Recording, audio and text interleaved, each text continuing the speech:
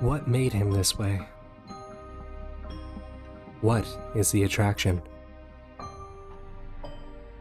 What keeps us fascinated? This is the story of Sonichu and the Gates of Oblivion. Ian Brandon Anderson.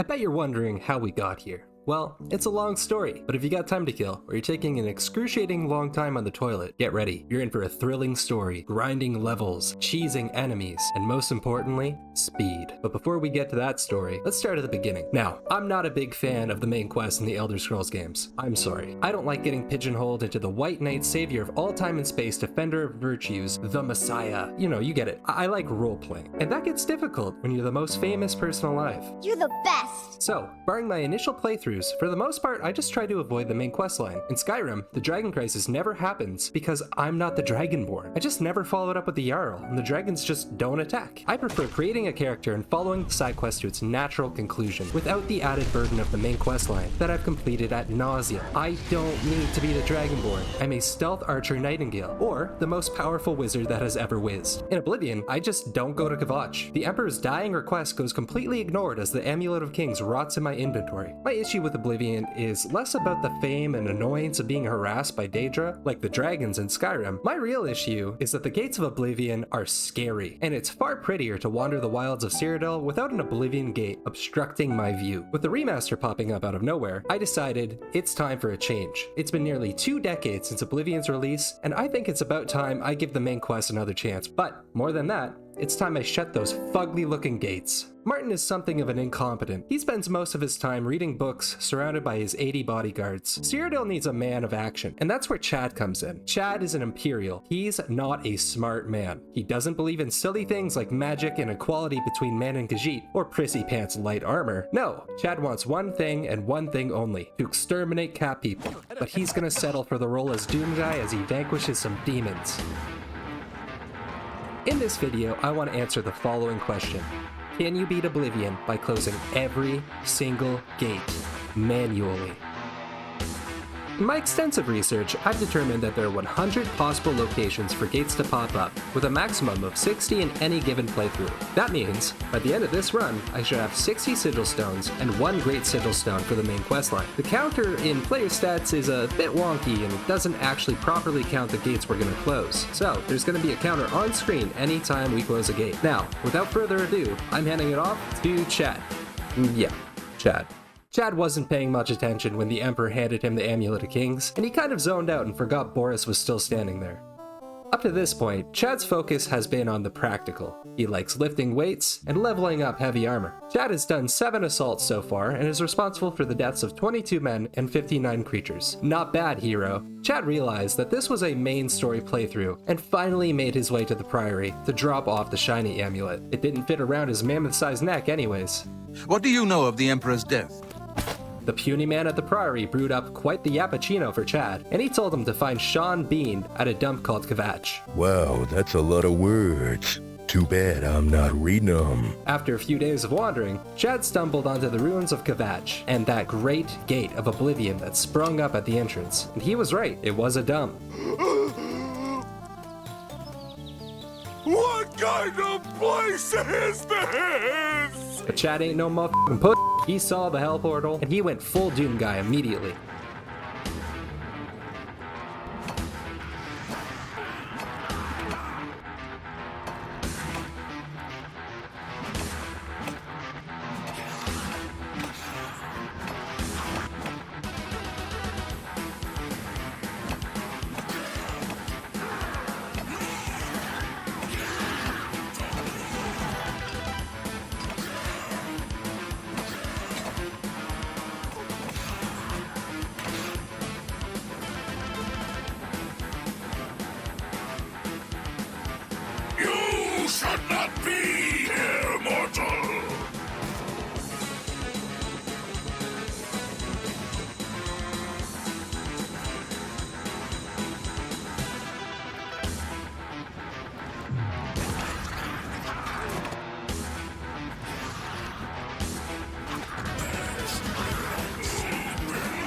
Well, that was, tedious.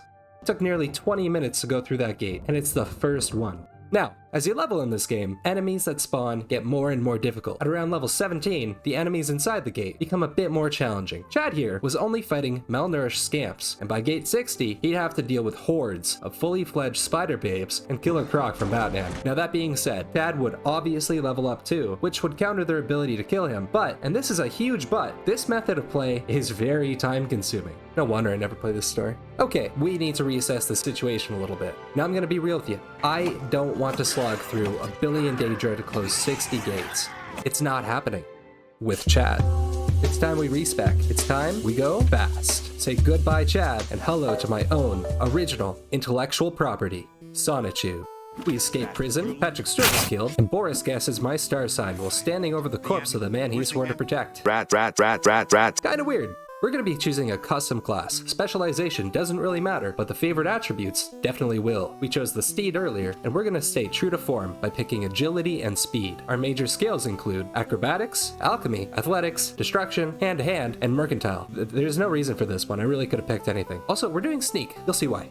I wasn't far off. He was pretty far off. Sonichu is a mix between Sonic the Hedgehog and Pikachu the Pokemon. No relation to either of those IPs. If you try to take this original idea from me, I will litigate. The class weaponizes nuclear levels of autism, and the strat, we gotta go fast. To do that, you're about to call me Batman because we need about 4 hours of prep time before the game even starts. Yeah, to go fast, you gotta go slow first. So, while I'm grinding out some levels, let me explain the new rules of this run. So, can you beat Oblivion by closing every single gate manually as an electric hedgehog?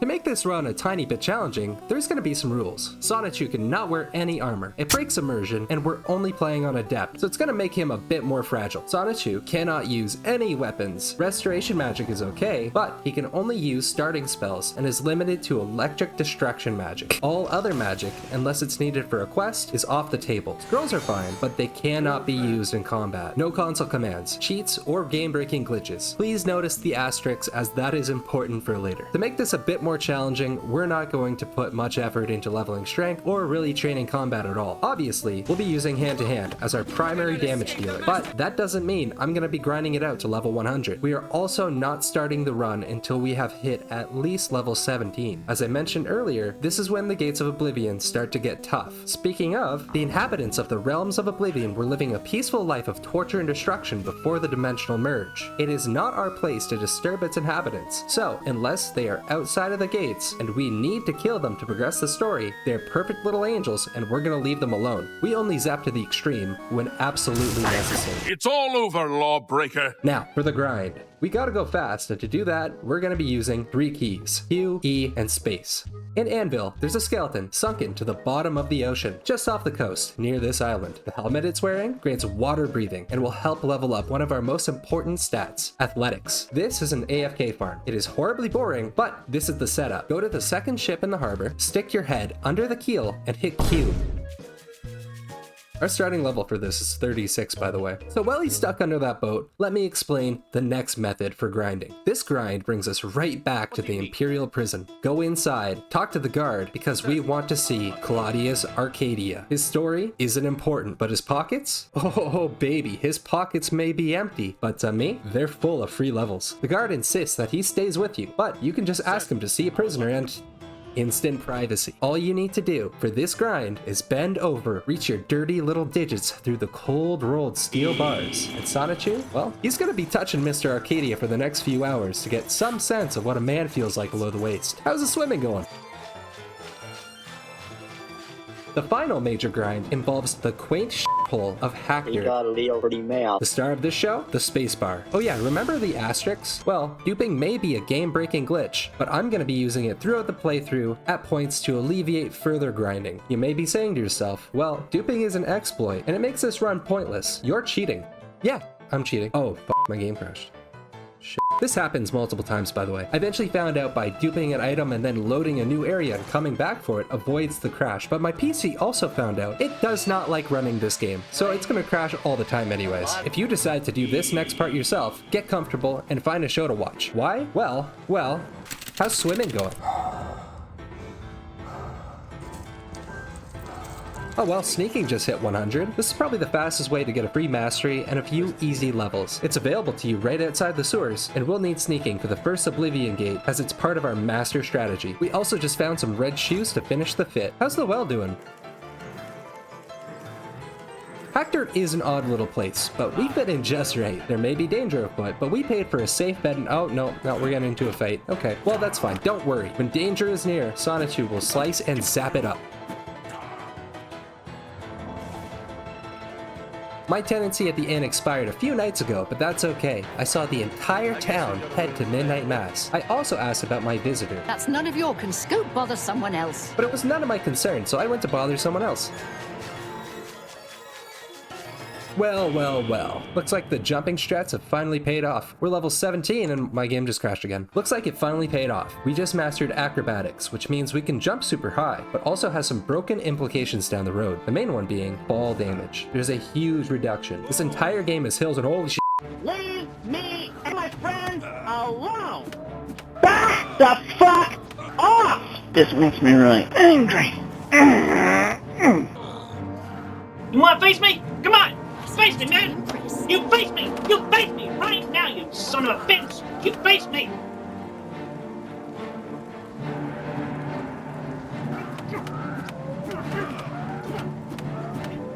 Come on, you son of a bitch! I'm challenging you!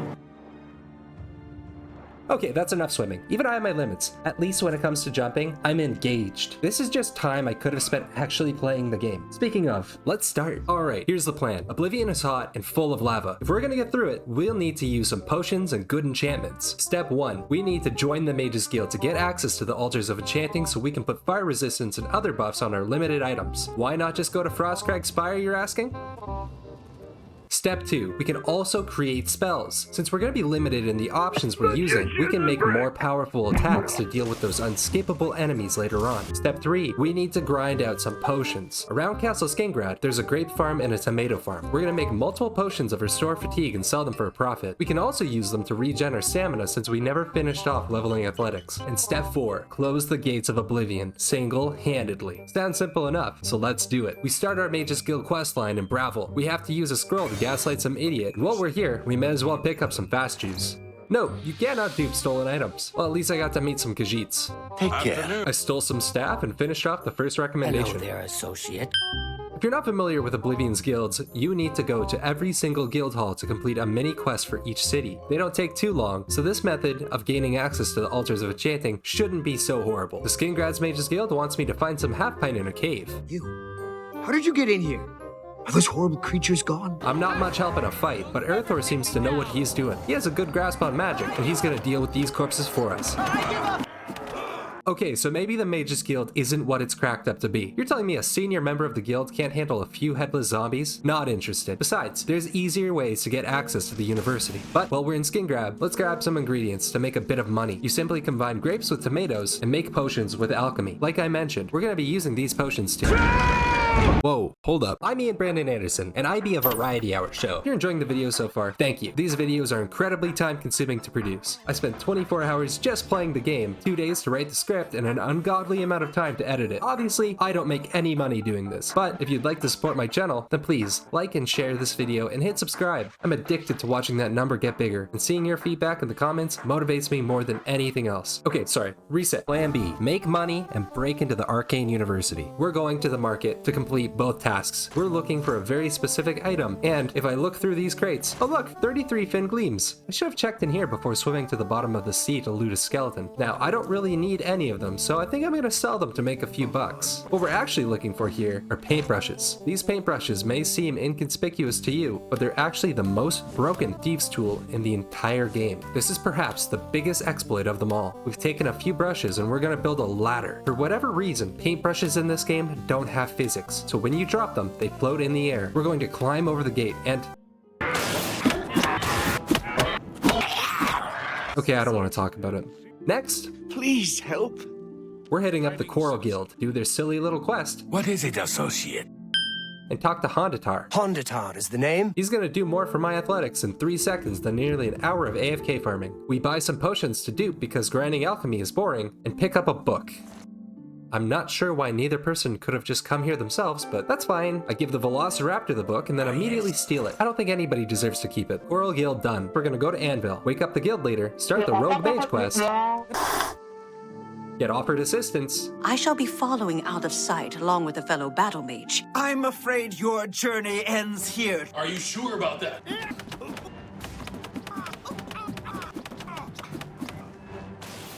Kill the Rogue Mage alone. Pickpocket worthless guild mage. Wake up guild leader. Finish Anvil guild. As long as the next guild hall doesn't have their own Aerothor, these are gonna go by pretty quickly. Next up is Shaden Hall. We talk to Velociraptor number 3, we speak to a grumpy old man, and retrieve the One Ring from Frodo. We drop the One Ring, snoop through Grumpy Old Man's hentai collection. Shaden Hall done. Now we're at the Leowin Guild, the second roadblock. The Gale has Mama Murphy levels of dementia.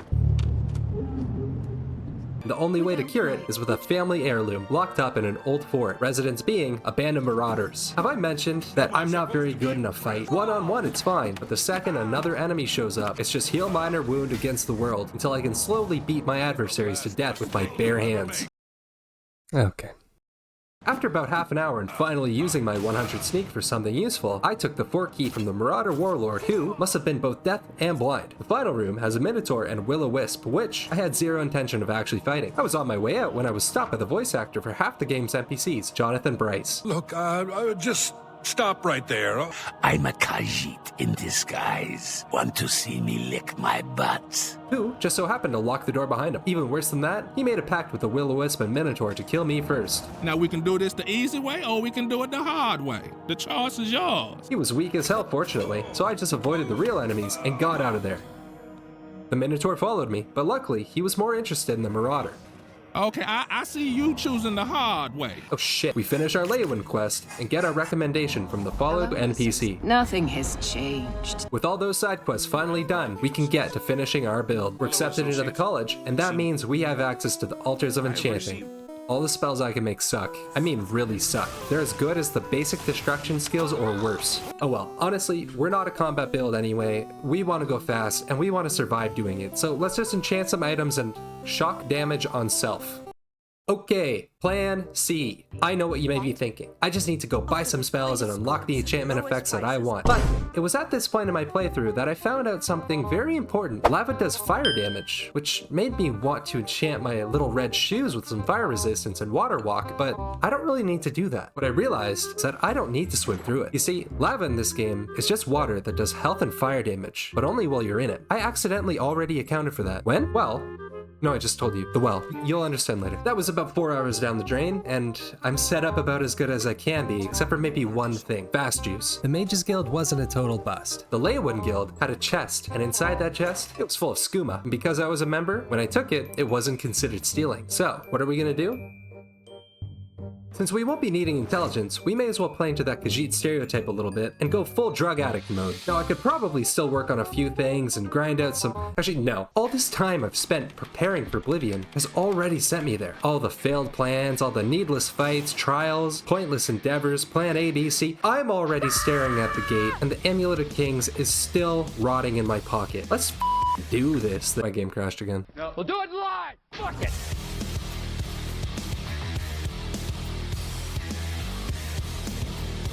Finally,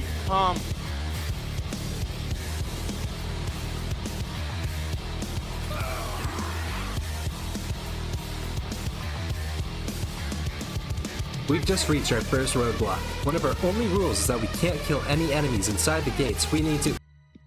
Okay, maybe I did a bit too much prep. I'm ass in a fight, but I can close the gate pretty quickly. Martin won't leave until we kill the Daedra outside, so I help, and Martin thinks since a couple creatures are killed, the city's saved. Favlian does not share in that opinion. How many times can I say it? There's no time to waste. Did you know that you don't actually have to free Kvatch to become the hero of Kvatch? You can just piss off once Martin feels like it. Oh no, the priority. I fast travel Martin to Cloud Ruler Temple, punch a horse, reload, and listen to a rousing speech. Also, you don't need to join the Blades, and I never do. Now that we've closed the first gate, we get to spend the next half hour hunting down rare books and infiltrating and book signing. Yay! I know how to get to the part of the sewers where we need to meet the the sponsor. This is a very glitchy part of my run. Boris was so caught off guard by me immediately interfering with his plan that he went into a catatonic state. I told you to come alone! He didn't help in this fight, he didn't speak to me, he didn't even react to me picking his pockets. I tried leading the cultists out to the street and have the guards finish them off, but they just wouldn't leave the house. The game started to act as if they were standing right beside me. That means no fast traveling and no progress. I walked to the Mages Guild, handed Velociraptor number 4 some books to decode, and I spent the next 20 minutes going house to house trying to figure out which one I was just in. I gave up and ran through the sewers, which I felt like I knew a bit better than Boris anyways. Who, by the way, is no longer in the sewers.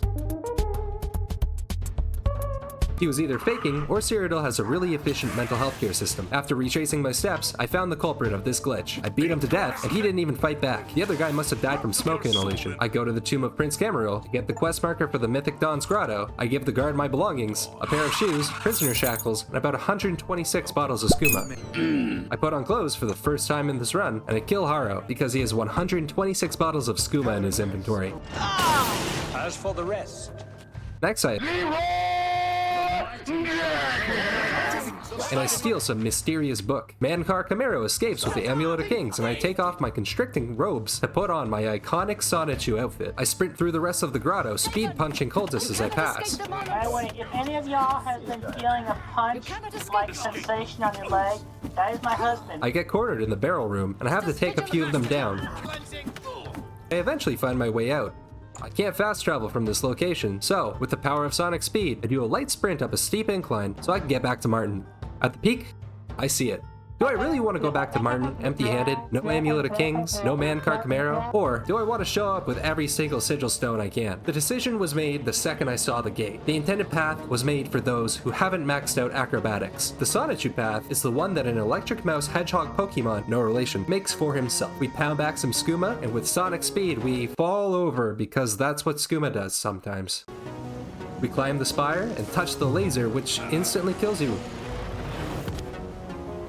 But the second time, we grab the sigil stone and are transported back to Tamriel. What a rush, man. Screw Martin, screw his plans. We're closing these babies manually, and we're doing it right now. It was by the third gate that I realized I could jump on lava. Lava is just water that does damage when you're in it, but it does almost nothing when you're jumping on it. So why can I jump on it, you may ask? Oh yeah, we get freaky with it. We get a little freaky with it, you little freak. Yeah, lava is just water.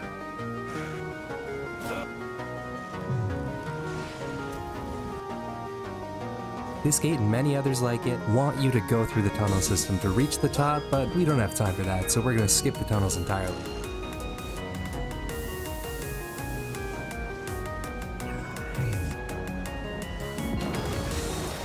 We aren't even fast traveling at this point. We're not resting and we're not sleeping.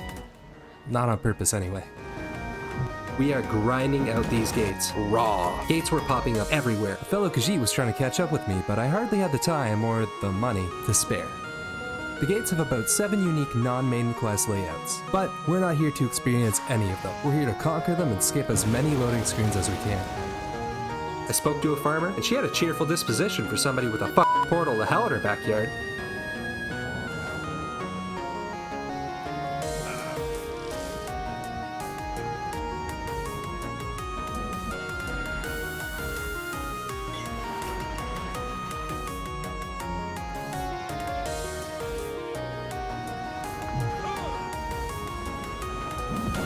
Go ahead, please.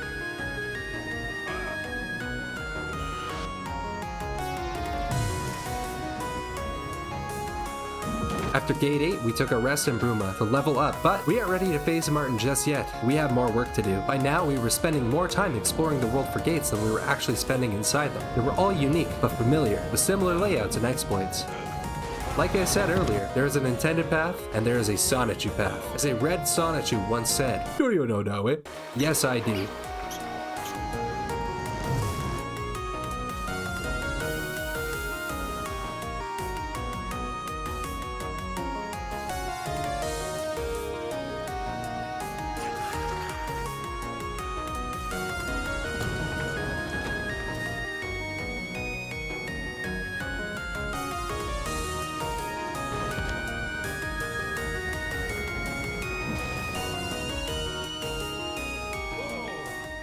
We just spent hours exploring Cyrodiil using this LOL so random map of all the possible spawn points created by Blanky Joanna on DeviantArt. At this point, we closed 25 gates in total, including the gate at Kvatch. We also realized that the details page is not going to be very accurate. At this point in the game, no more gates can spawn until we've spoken to Martin. Hopefully, he approves of our progress.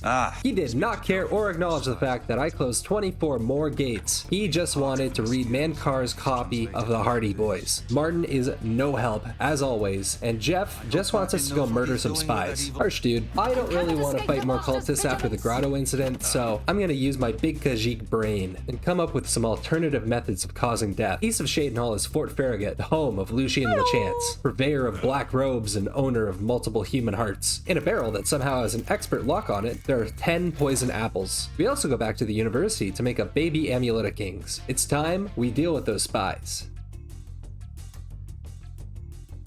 What the dog doing? We get the quest, All right. go to Jarl's house, and steal all her food.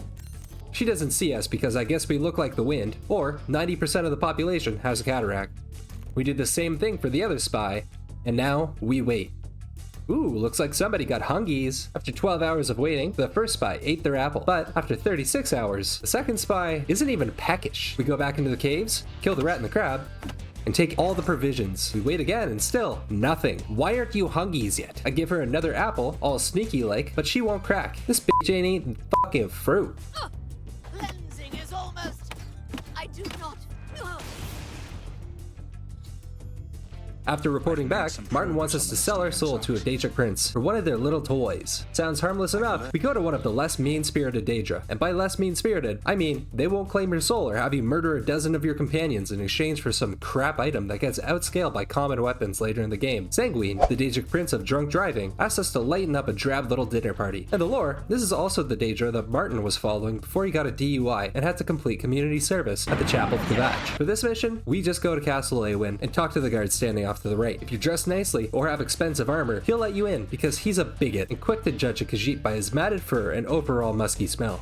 Khajiit will now begin the energy extraction. Luckily, money overcomes all adversity.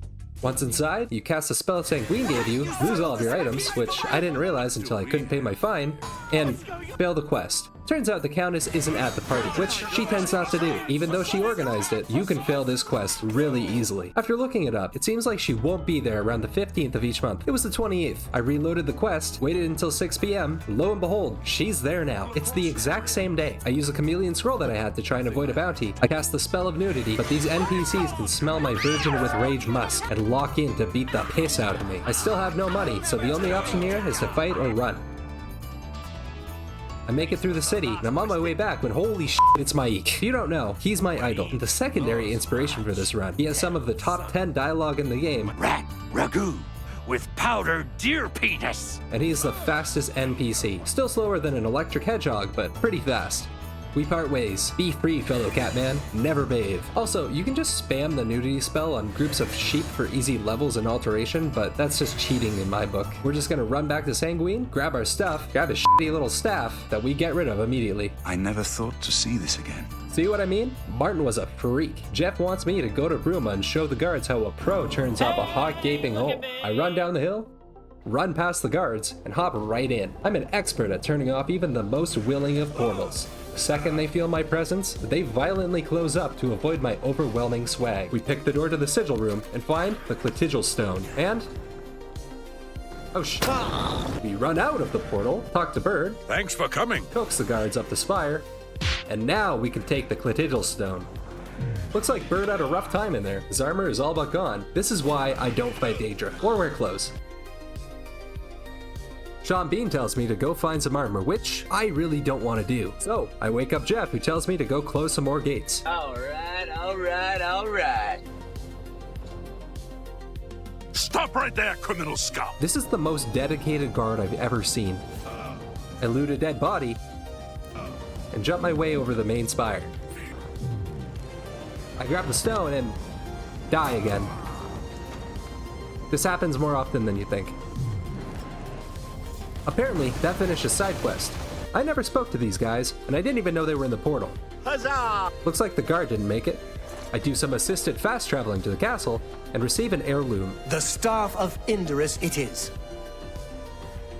Can you hear that? Sounds like a montage.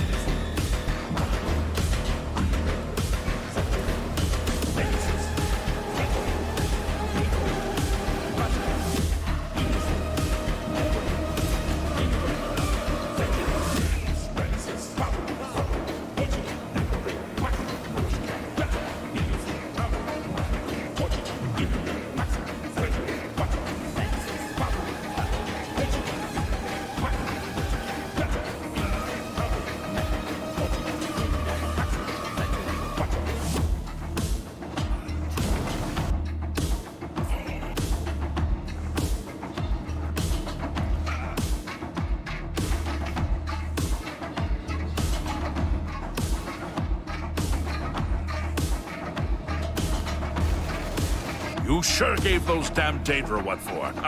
Well, that's 58 gates closed. I've explored the entire game's world from top to bottom, and I couldn't find any more gates. The most time-consuming challenge of this entire run is done. The most frustrating part, aside from getting hit by burden spells by Daedra, was the inability to fast travel. When you're running at top speeds, it's easier to just keep going than to try and hide from enemies. Anytime you get far enough away from a wolf or a bandit, you run into a minotaur, and the cycle continues. I've secured aid from every single count in Cyrodiil except for one I've been avoiding since the beginning of the game. Hurry it up! He's kind of still mad at me that I left. It's been like a month, dude. Let it go. I don't know how he thinks I'll be able to help here. I'm just leading enemies into the chapel to have his unwilling companions do the fighting for me. Also, when you're exploring the entire game on foot, you end up coming across a lot of shrines. I'm practically a pilgrim.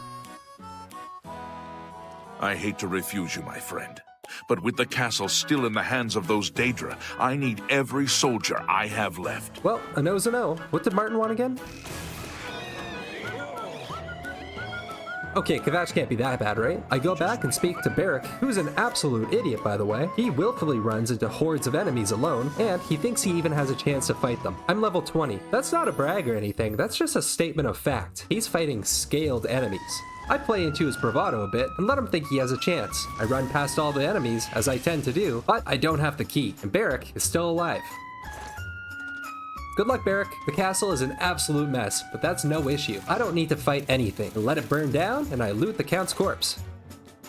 Oh, hello, madam. Would you care for some bed rest, my lady? Now, I mentioned I don't need to kill anything inside the castle. However, everything outside still needs to go before Savlian will even consider a conversation with me. Also, all those other NPCs that you saw fighting underneath the chapel, well, they're probably dead, or they're stuck down there, and I don't want to lure any more enemies out. So, it's time for the strat. If I do anything other than a one-on-one fight, for the most part, I'm dead. Even if I am in a one-on-one fight, I'm probably still dead.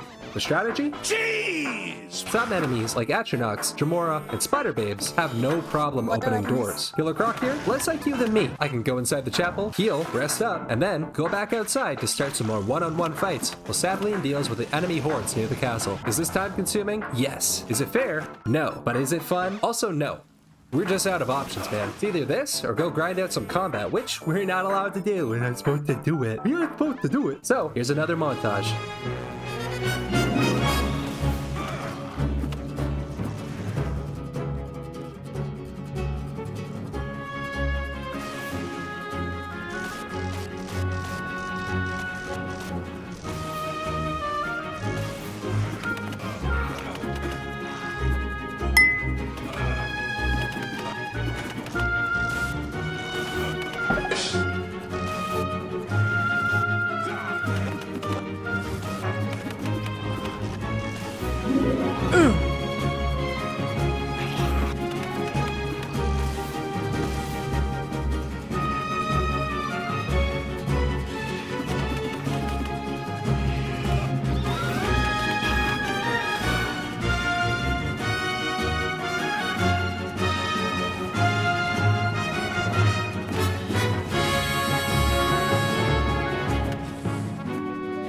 the time we've cleared out about 20% of the enemies in Fetch, Savlian, who's wearing long johns now, will finally talk to me. Had you not been instrumental in getting this far, I'd put you down where you stand. He gives me his broken armor and agrees to aid for Bruma. Quest done. There's only one more quest to do before we can close the final gate.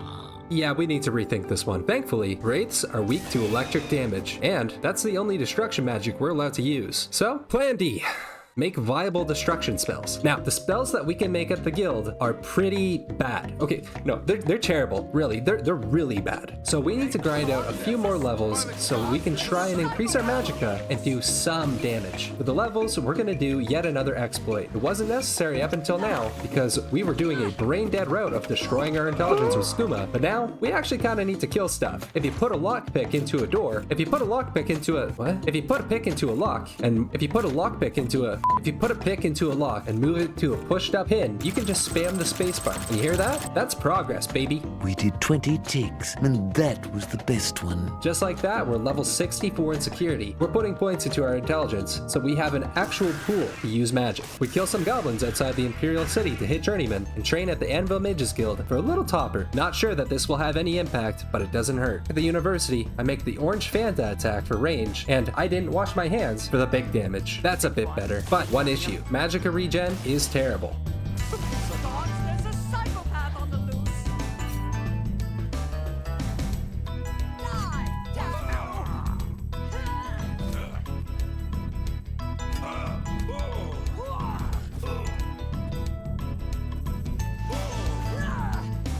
Yeah, so this is still going to be an issue. The wraiths can silence you from doing any magic, and I'm still weak. So we need to be very cautious, avoid unnecessary fights, and use our Kvatch strats to aggro only one wraith at a time. Our entire goal here is to kill blade skeletons.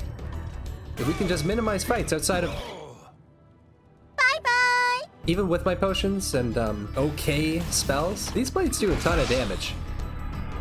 I still need to be careful. I go deeper into the tomb and can hear the moans of Jonathan Bryce in the distance. I won't question it. Bye, Jonathan. Wait, what the fuck? I take out more wraiths and jump over a wall because the intended path is for people who didn't spend 2 hours spamming the spacebar under a well-attacked dirt, and I take out the final blade and sprint past all the fights I avoided earlier. Hello, motherfucker. The ghosts bend over, and I get an ancient relic. Meow, meow. Martin tells me about one last fetch quest, and I run past 1 billion zombies and 1 million goblins to get a shiny rock. Thrilling. Martin tells me that he's willing to risk Countess Narina Carvane's city to gain a great sigil stone. So I go to Bruma and tell Crotchless Countess Narina Carvane that Martin is willing to risk her city to gain a great sigil stone. So, Countess Narina Carvane tells me that Martin is willing to risk her city to gain a great sigil stone. Very well. But she's okay with it. We meet at the chapel, and the NPCs forget what franchise they're in and start clapping like they're at a Clippers game in 2K. 8-Bit Martin makes his entrance as my graphics card catches fire.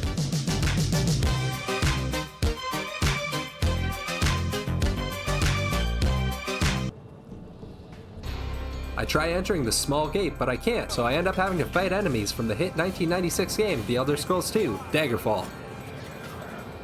And the Great Gate finally opens, saving not only my graphics card, but also my eyes. Stay sharp, I attempt to get the Clitigil Stone from the spinning phallus, and for the first time in the game, the lava acts like lava, and it burns the shit out of me when I try jumping on it.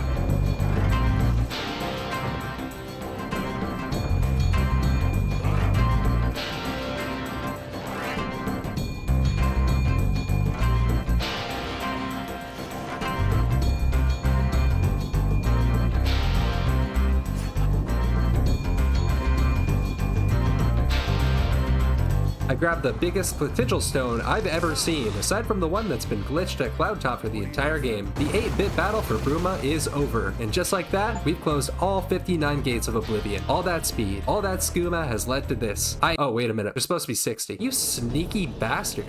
And just like that, you're caught up. 60 portals deep into the realms of Oblivion, and we're finally here. This is the final gate. Enough talk. Let's close this thing.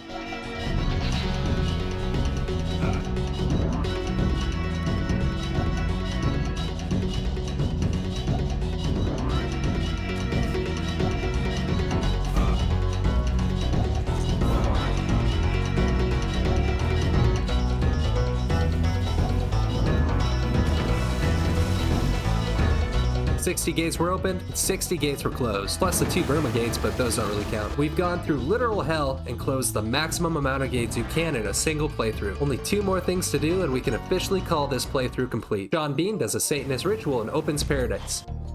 This lava is a lot more blue than the other realms of Oblivion, but we better keep out of it anyway. I release an Axes because it's funny, and then go to the grotto to see Cathudet?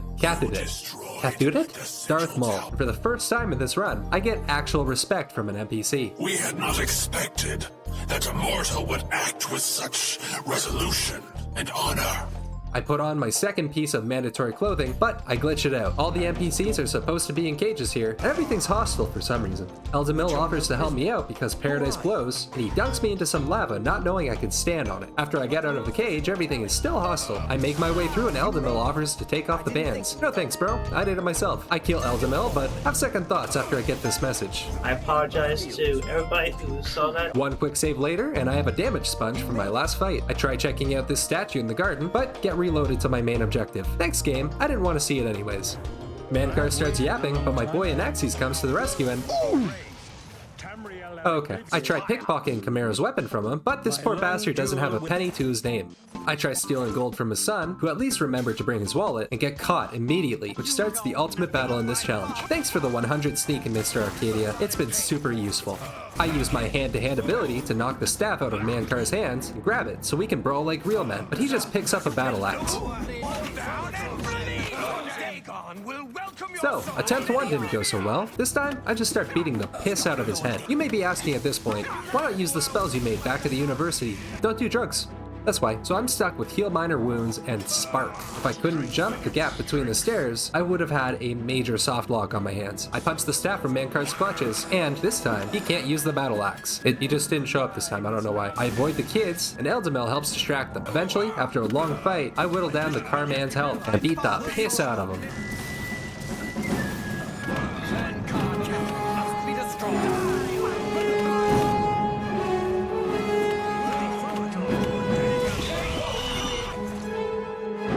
I tried sitting in his chair and get bounced back to Sean Bean. And finally, for the first time in this game, Martin can truly ascend to his position and become the one, the only, Mrs. Jesus Christine Weston Chandler Sonichu Prime, the one avatar of all existence, the CPU goddess Blue Heart of the Commodore consoles, and the one reincarnation of Jesus Christ of Nazareth himself, as well as other forms he had taken from after the events in Jerusalem and at the time when Merlin the Magician divided the 1C-211987 Earth by order of King Arthur, which separated stronger magics, creatures, and individuals from those individuals less capable of coping with said magics, including Arthur himself. He is married polyamorously to Magichan Sonichu Prime, Grizel Sonichu Prime, and Sylvana Rose Chu Prime, and the one and only Mewtwo Prime, who was cloned under Giovanni's... Oh, he's dead. So, can you beat Oblivion by closing every single gate manually as an electric hedgehog? Oh, hell yeah. Thanks for watching all the way through. If you have a recommendation for another challenge, preferably one with more defined rules than close every gate while LARPing as Sonichu, toss it down in the comments. If this video gets 1 million likes, I'll drink special blind orange Fanta. I guess there's only one thing left to do.